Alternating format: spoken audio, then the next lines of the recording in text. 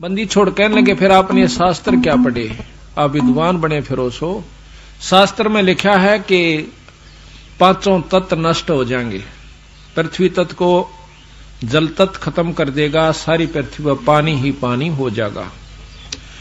उसके बाद 11 सूर्य प्रकट होंगे और इस ब्रह्मांड में से, इस क्षेत्र में, इस जल और पानी को, मिट्टी को, दोनों को फूंक देंगे, उड़ जाएगी। फिर या पवन में समा जाएगी, पवन तत्व ग्रास लेगा। और उसके बाद आकाश में समा जाएंगे, आकाश तत्व में ये एक रस हो जाएंगे। आकाश तत्व को फिर निरंजन ओंकार ये काल ग्रास लेगा। ओंकार निरंजन को अवगत पुरुष यानी पार ब्रह्म ग्रास लेगा और सब जीवों को न्यारे न्यारे बीज रूप में धर देगा। यही गरीबदास जी विलास बोध के अंदर आपको न्यारा न्यारा प्रमाण देते हैं, वो अभी सुनाएंगे इसके बाद। क्या ये गलत है? धर्मदास सहम जाता है, कहां जी लिख रखा सही हो भी। तो फिर ये क्या हुआ, सभी मर गए कि नहीं मर गए? जब 5 तत्व नहीं रहे, 3 गुण नहीं रहे, तीनों गुण के ये 3 देवता हैं, ब्रह्मा विष्णु महेश। रजोगुण ब्रह्मा, सतोगुण विष्णु और तमोगुण शंकर भगवान, ये तीनों गुण भी समाप्त हो जाएंगे। तो ना विष्णु रहे, ना ब्रह्मा रहे, ना शिवजी रहे, तब क्या रहेगा? बंदी छोड़ के उस समय केवल सतलोक रहेगा, जिसमें पार ब्रह्म से स्थिति शुरू हो जाती है और पूर्ण ब्रह्म तक की सतलोक की ही अंश है। तो इस प्रकार धर्मदास सहम जाता है। तो मैं कहने लगा, महाराज आप तो एक मनुष्य दिखाई देते हो, आपकी बात पर क्यों कर विश्वास करें? वो भी एक साधारण से अवनति से बड़े बड़े विद्वानों की बात सुन रखी है। बंदी छोड़ कहते हैं कि भाई विद्वाना की बात कुछ और से, संतों की बात कुछ और होती है। संत आत्म अनुभूति बताते हैं और विद्वान सुनी सुनाई कहा करें। बंदी छोड़ कहते हैं वो करनी नहीं कर सकते विद्वान, वो सुनी सुनाई कहेंगे। कबीर साहब कहते हैं कथनी करनी तज कथनी कथे, अज्ञानी दिन रात और कुकर जो भौंकत फिर, सुनी सुनाई बात है। कुत्ते की तरह भौंकते जगह जगह मंडप बनाकर बंडे जाएंगे, सुनी सुनाई बातों को करनी नहीं करते। तो करनी तज कथनी कथे, अज्ञानी दिन रात और कुकर जो भौंकत फिर, ये सुनी सुनाई बात है। अब इन बातों का असर एकदम कलेजे पर हुआ।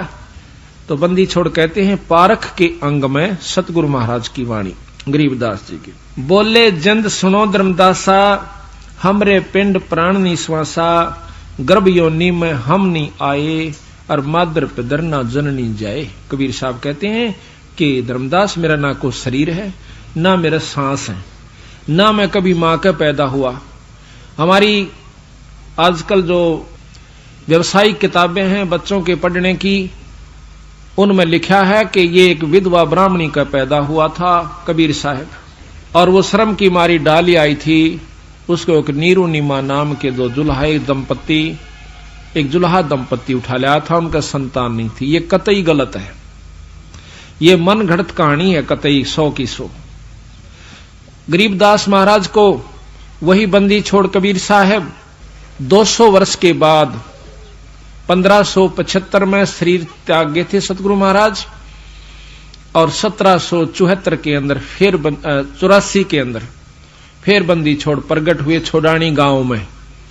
सारा गांव इस बात का गवाह है, जहां कबीर साहब सतलोक से आकर प्रगट हुए थे, वहां पर आज भी एक छोटी सी यादगार बना रखी है कि यहां एक वृक्ष था, उस वृक्ष के नीचे, जाटी के पेड़ के नीचे कबीर साहब आकर एक साधु के रूप में बैठ गए थे। साधारण से साधु क्या था, जैसे ही अपना वेशभूषा होती है, दाढ़ी बड़ी हुई, टोपी सिर पर, आज वहां पर यादगार बनी हुई है। और गरीबदास जी अपनी वाणी में यह प्रमाण देते हैं कि मुझे सतगुरु मिले बंदी छोड़ कबीर साहब सतलोक से आए, और उन्हीं के बाद ये सारा वर्णन दिया। तो बताओ वहां कौन सी मां का पैदा हुए थे वो? ऐसे ऐसे सैकड़ों बार प्रमाण से कबीर साहब का कि जो बिना मां के वो कभी मां का पैदा होते ही नहीं, जितनी बार भी आए अपनी, क्योंकि उनका मां है नहीं। सारी सृष्टि के रचने वाले कर्ता पूर्ण ब्रह्म परमात्मा ब्रह्मा विष्णु महेश निरंजनताई के पैदा करणीय बंदी छोड़ हैं, हम फिर भी भूले बैठे थे। यही बात हमारे समझ में आ जानी चाहिए। बोले जंद सुनो धर्मदासा, हमरे पिंड प्राण नहीं श्वासा, भाई गर्भ योनि में हम ना आए, मादर पिदर ना जननी जाए। शब्द स्वरूपी रूप हमारा, तू के दिखलावे आचार विचारा। 70 ब्राह्मण की है हत्या, जो चौका तुम देवो नित्ता।